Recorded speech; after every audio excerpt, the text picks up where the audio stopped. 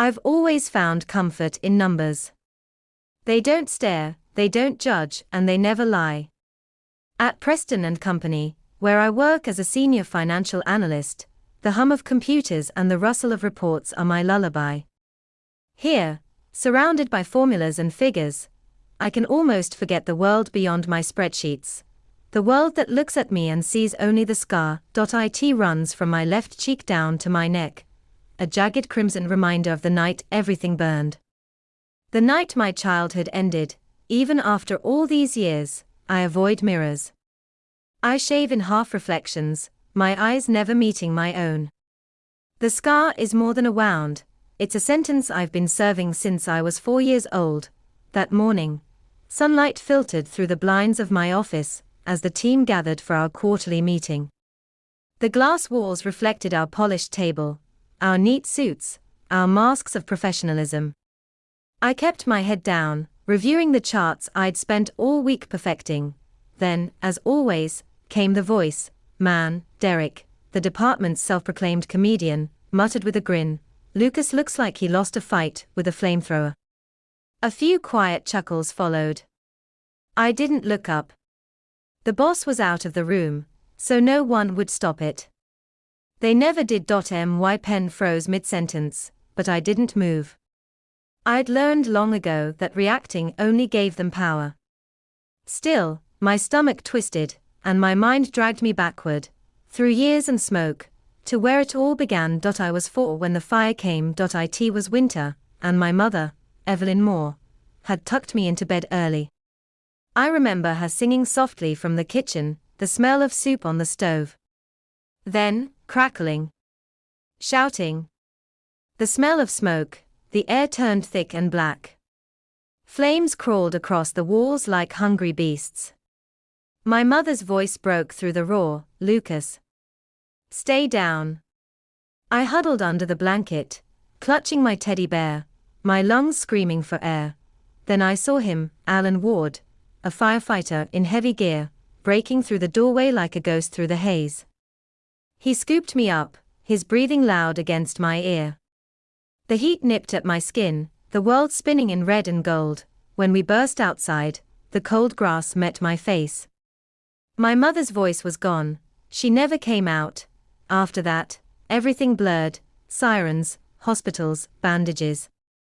The mirror beside my bed showed a stranger's face, twisted and scarred. Alan and his wife, Margaret, took me in soon after. They said it was the right thing to do. Maybe it was.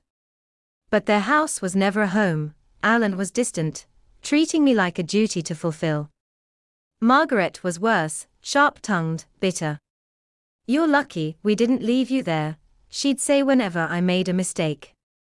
"The orphanage wouldn't have wanted you either." I learned early to stay quiet, invisible. School wasn't any kinder. The children whispered behind my back, pointing when they thought I couldn't see. "Monster. Burn boy. Two-Face." Once, a group cornered me near the lockers, chanting until I ran. I never cried where they could see, but there was one person who didn't treat me like a freak, Clara Ward, Alan's niece. She was a few years younger and stayed with us often. Where others saw ugliness, she saw survival. "You're not scary, Luke," she'd say, holding my hand as we sat under the porch light. "You're strong. You made it out." She was the only warmth in that frozen house. At 18, I finally escaped. I left with nothing but a backpack, a worn scholarship letter, and Clara's tearful goodbye. "Promise me you'll make it," she whispered. I nodded, even though I wasn't sure I could. College was freedom and loneliness rolled into one. I kept to myself, worked hard, graduated quietly. No celebration, no family in the audience. I sent my first paycheck to pay back the wards. They didn't reply. Now, at 31, my life was routine, safe, distant, numb. I went from my apartment to work and back again, rarely speaking more than necessary. I thought I had made peace with isolation, but even peace has cracks. One rainy afternoon, driving back from a client visit. I missed a turn and found myself on Harrison Road. I almost didn't recognize it. The trees were taller, the houses fewer, but something deep inside me stirred. My heart began to race. At the end of that street stood a ruin. Charred walls. Collapsed roof. The skeleton of what used to be my home. I pulled over and stepped out, the rain soaking through my coat. For the first time in years, I didn't hide my face.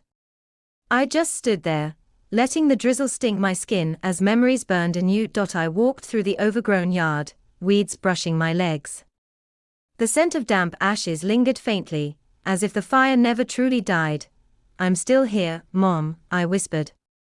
"I made it." A voice behind me made me start. "It's strange, isn't it? How some places never let go of you." I turned. An older man stood by a sleek black car, silver hair glinting under his umbrella. His face carried that rare kind of sadness that comes from remembering too much. "You knew this house?" I asked cautiously. He nodded. "I did. I knew the woman who lived here, Evelyn Moore. She was a remarkable person." My chest tightened. "She was my mother." He looked at me then, really looked, and something flickered in his eyes. "Recognition? Regret? Then you must be Lucas." "Yes," I said slowly. "Do I know you?" He smiled faintly. "Once upon a time, maybe." "My name is Edward Langston." The name sounded familiar, but I couldn't place it. "You knew her well?" He hesitated. "Well enough to remember her kindness. Well enough to wish I'd done things differently." We stood in silence for a while, the rain pattering between us. Then he said, "She used to tell me her son would do great things one day." She was right. I blinked, unsure how to respond. Before I could ask what he meant, he checked his watch. "I'm late for a meeting. But I'm glad I met you, Lucas. Some fires never die, they just change form." With that, he got into his car and drove off, leaving me standing in the drizzle, heart pounding with questions I couldn't answer. A week later came the company gala. I didn't want to go, but Clara convinced me. "You've worked too hard to hide forever," she'd said. The ballroom glittered with chandeliers and laughter. I stayed near the wall, avoiding the photographers. Across the room, Derek's voice rose above the music. "There's our office ghost. Take off the mask, Lucas. Let's see the star of the horror show." Laughter erupted again. Before I could move, the room fell silent. A commanding voice cut through the noise. "That's enough." It was Edward Langston, standing at the entrance. The same man from the ruins. The CEO of Langston Group, Preston and Company's parent company. He walked forward, his gaze fixed on Derek. "Apologize." "Sir, I apologize," Edward repeated, his tone like ice. Then he turned to the crowd. "You mock a man you don't even know. The man you insulted is my son." The room froze. My breath caught. His son, Edward's eyes met mine across the stunned silence. "Lucas," he said softly. "Come with me." And just like that, my entire world shifted. The drive to Edward Langston's mansion felt endless. I sat stiffly beside him, my mind a storm of disbelief. His son. The words kept echoing through my head. The same man I met by the ruins of my old home, the same man whose company I worked for, was claiming to be my father. When the car stopped before towering iron gates, I hesitated before stepping out.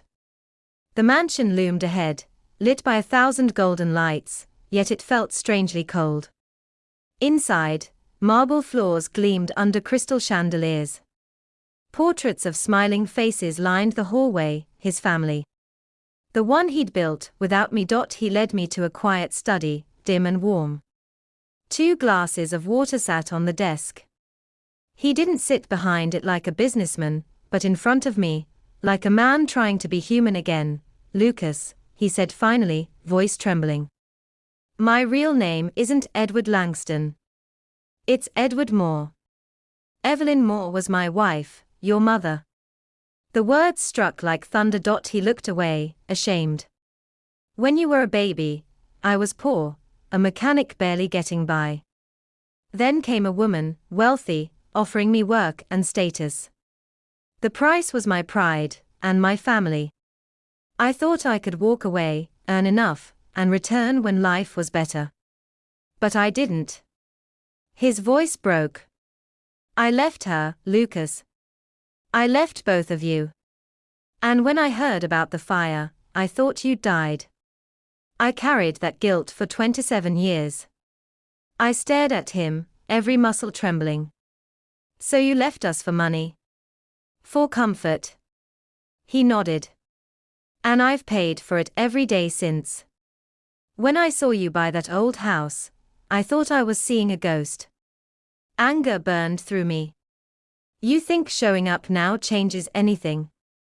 That calling me your son erases decades of silence. He didn't defend himself. No, he said softly. It doesn't. But I wanted to tell you the truth before I die with more regret. For a long moment, we sat in silence.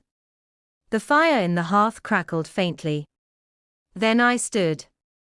I don't want your apology, I said. And I don't need your pity. He didn't stop me as I walked out. Outside, the night air was cold and sharp. My scar burned under my collar. The anger, confusion, and pain inside me twisted until I couldn't breathe. When I got home, Clara was waiting on my couch, legs tucked beneath her, a cup of tea in hand. I saw the news, she said quietly. About the gala. And the announcement. I dropped into a chair. He's my father, Clara. The man who left us to burn. She didn't speak right away. Then, gently, you're allowed to hate him, Lucas. You're allowed to feel everything. But don't let that hate own you. I laughed bitterly. You sound like a therapist. Maybe, she said, smiling sadly. But I've seen what holding on to pain does to people. It eats them alive. You've already lived through fire once. Don't live through it again. Her words stayed with me long after she left. Days passed. I threw myself into work, but focus slipped through my fingers. Every time I closed my eyes, I saw Edward's face, haunted, remorseful. Against my will, I began to wonder if my mother had forgiven him before she died. She'd always believed in kindness, even when life didn't deserve it. Finally, I called him.